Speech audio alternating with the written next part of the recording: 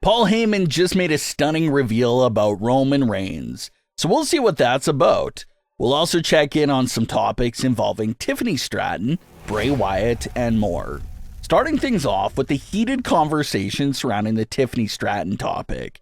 Tiffany Stratton is one of the most promising young stars in all of WWE at the moment, that's already connecting with fans this early in her career. But a former WWE superstar and current TNA star recently sent some words and shots towards Tiffany Stratton's recent work in WWE. This star being Ash by Elegance, formerly known as Dana Brooke in WWE. This messy conversation all started when a fan posted Ash's impressive Swanton Bomb from TNA. WWE's Natalya quotes the clip and complimented Ash on her amazing Swanton Bomb and how proud she was of Ash. But one fan responded to Natalya and Ash by commenting that Tiffany Stratton had by far the better Swanton Bomb. That comment appeared to really sting Ash, and she directly responded to it and had this to say, quote, "Funny thing is, I've been doing it for years, and she loves to steal everyone's moves and gimmicks. Knock off Barbie," end quote. After fans started really coming after Ash for that tweet, she eventually backstepped her comments, implying that it was just her way of responding in a heel way. She eventually topped the conversation off by saying that the fans coming after her in those tweets are the first ones to ask her for a picture when they see her in public. Paul Heyman recently spoke with Uproxx and gave some brand new insight to what's going on behind the scenes in the height of WWE's pandemic era in 2020. One of the biggest WWE losses during that time was their loss of Roman Reigns. Due to his compromised health and that uncertainty of the pandemic in its early stages, Roman ultimately decided that hanging around WWE at the time really wasn't worth the risk, so he respectfully walked away from the company. And this left a massive gaping hole in WWE's main event scene, because Roman was set to dethrone Goldberg as Universal Champion at WrestleMania 36. That was already written and prepared.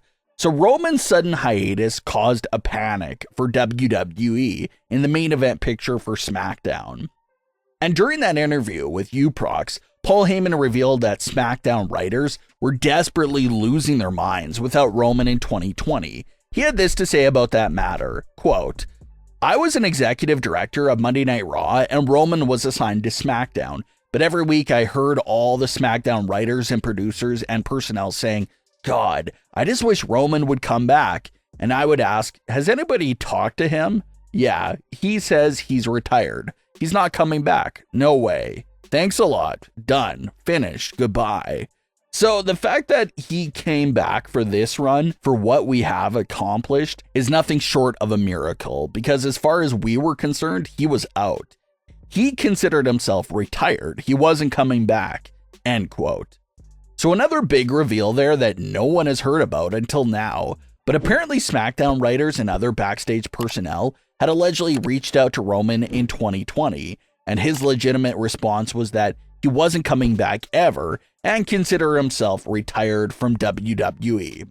So it's not like Roman had a time frame for his return in his head or anything like that. It sounds like he was sort of giving off a "leave me alone, I'm completely done" sort of answer to WWE in the midst of the pandemic era.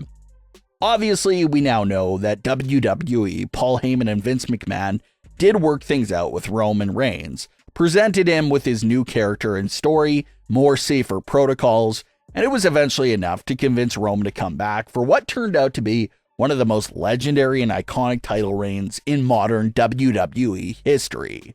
So it's just very interesting to see how close things were to going completely the opposite way. If Roman stayed true to his retirement mindset, there would have been no SummerSlam 2020 return, no tribal chief character, no bloodline, and obviously no 1,300-day long title reign. So it's scary and hard to imagine what WWE would have looked like without any of those things over the last few years. Maxxine Dupri and Candice LeRae's storyline advanced this week in a very interesting way.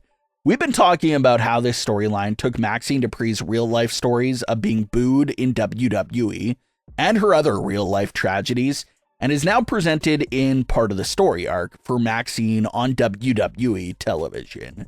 But this storyline has also created a bit of a mini-arc for Candice LeRae and Indi Hartwell.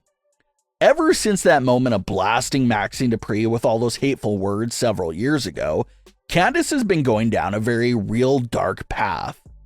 With the general idea being that after losing so many matches as a babyface, Candice has now reached her breaking point and will now do whatever it takes to win a match, even if it involves cheating. And we saw that on full display when Candice faked an injury to cheat and defeat Ivy Nile on Raw.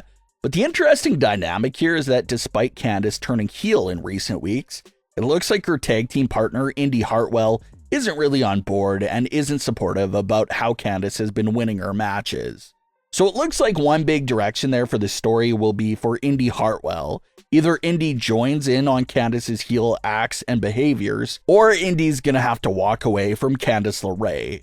The opposite side of the story appears to be setting up an opportunity for Maxxine Dupri to stand up and shine.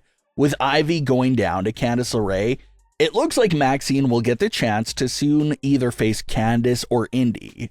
We got another backstage advancement to this storyline as well during the backstage segment of Chad Gable and Sami Zayn talking. Right before that conversation kicks off, Chad Gable could be seen wrapping up a conversation with Maxxine Dupri.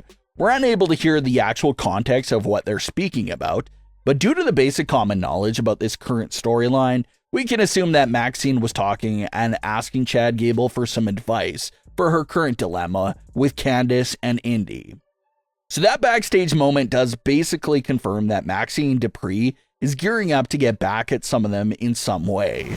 So we'll see what her plan turns out to be. During a recent edition of his podcast, The Undertaker once again addressed the topic of who he would have personally picked to end his undefeated WrestleMania streak. Between Roman Reigns and Bray Wyatt, Undertaker argued Bray ending this streak was the most logical answer, and how Bray needed it and could benefit from it the most, even more than Roman. Undertaker and Bray Wyatt did actually meet one-on-one with each other at WrestleMania 31, but the match had a lot of missing aura to it since the streak had just ended the year prior. And even with no streak on the line, Undertaker still defeated Bray Wyatt.